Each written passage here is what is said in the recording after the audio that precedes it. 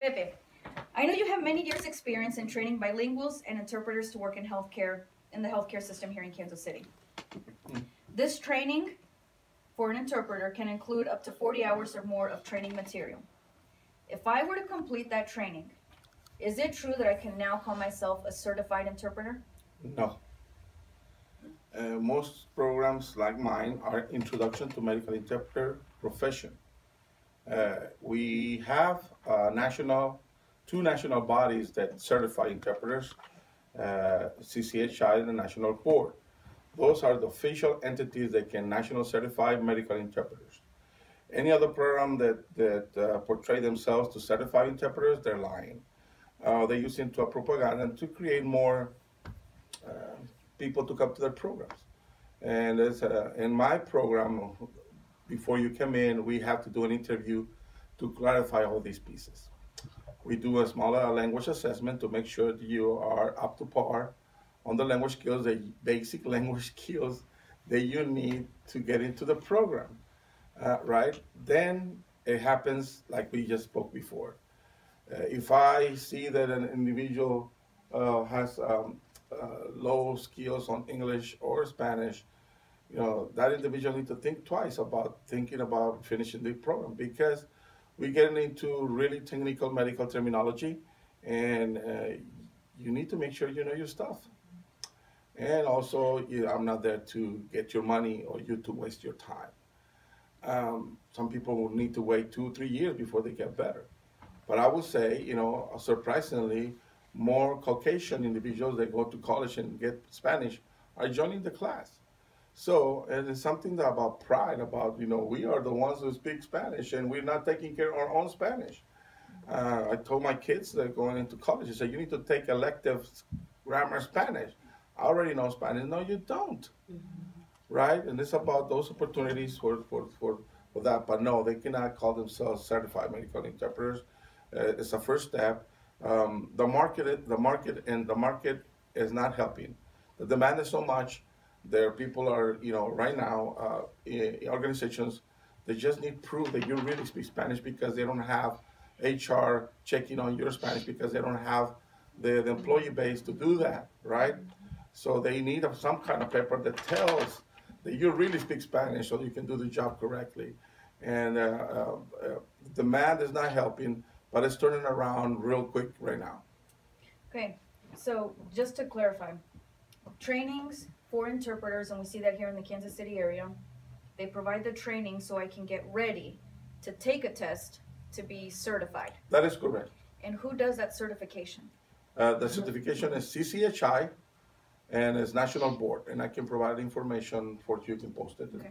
So if I were ever to call myself a certified interpreter, it's because I can show everyone my CCHI certificate, and it's proof that I did it. That's the only way I can call myself a certified medical interpreter. That is correct. Courtney, I know that you're a certified court interpreter. How can I become a certified court interpreter in the state of Missouri?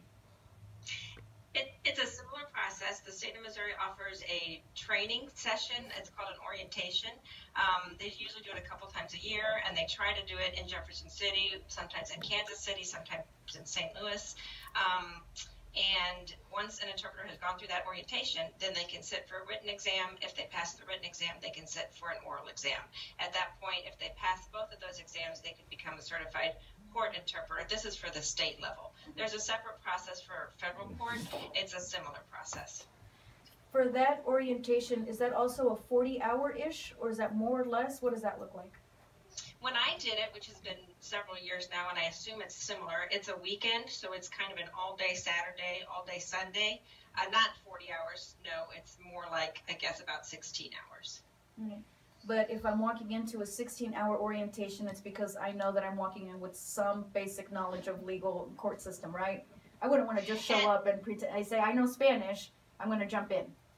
To be honest, you don't really have to have too much legal knowledge ahead of time. That's really what the orientation is for. It's not language specific. So in my case, we had people there who had different language pairs, and we were learning. The idea is that you do come in already as a bilingual speaker. You already know your language. The orientation is to help you know how to use that language in the court system. Okay. And the Missouri courts, because I know there's all sorts of different courts. There's the municipal courts, the city, the counties, etc. So what type of, this is a specific question, but what type of charges would a Missouri court interpreter be working or interpreting on?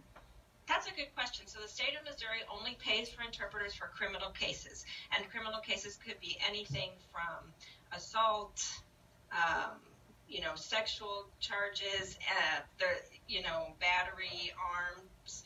There's all kinds of cases that an interpreter would work in the state courts. If there is a civil matter such as a divorce, orders of protection, interpreters are also called for those cases. However, usually it's the city who has to pay for those interpreters as opposed to the state. Okay. So when the city or the state hires that interpreter to go interpret into that court session, who carries the liability if, let's say, I were to make a mistake as an interpreter? And that's a good question also. Ultimately, the interpreter carries a liability, but the state courts try to hire certified interpreters because they're following the process and they can show in the record that they've hired a certified interpreter who has been trained, who has been prepared. But there are cases, I've known cases where, for example, a court did not hire a certified interpreter, and that interpreter ended up being dismissed because they weren't qualified. And this was in Illinois. The interpreter actually ended up being sued by the other party because they were an incompetent interpreter. So, but ultimately, the liability is the interpreters. Healthcare system? The liability falls into the doctor. The doctor needs to be sure that the interpreter know this specific is being trained, but in healthcare, the liability relies into a doctor for one simple reason.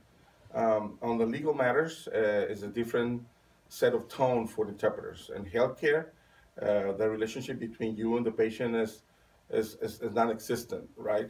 In legal, whatever you said, it goes into a legal record. It creates a heavy toll. But in healthcare, you are the voice only.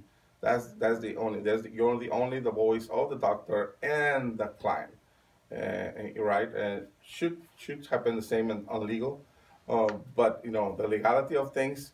At the end of the day, the doctor signs off into that client to make sure it was dismissed with appropriate instructions, with appropriate medicine. Needs to check back with the patient and the kiddo that is in the hospital or the surgery, and the interpreter just serves there as the voice for both parties. Can I point out something real quick? I just want to point out that the court interpreter exam is super, super way harder than the medical one. That's correct. Did you hear that, Courtney, that it's a lot harder? And I'll tell you because I took it and I failed it. Yes. And so, thank you for saying that. So when you, if you're not familiar with that, because I used to be a police officer, and I think I only passed the written portion because I was a police officer, because it was hard. And then I went into the written test, and I didn't have anybody telling me how hard it was. And I went in there like, I got this, and I didn't get it at all, right? But it was, you really have to be on point with your bilingual skills and speaking it and understanding it and comprehending it, as opposed to medical interpretation where there's a lot less emotion involved. So just to point that out, it's really, really hard. And I'm not saying that the medical one isn't, but I could pass the medical one. I think we all could pass the medical one, but I don't think we all could pass the court interpreter one. Thoughts on medical exam? I agree at a certain point.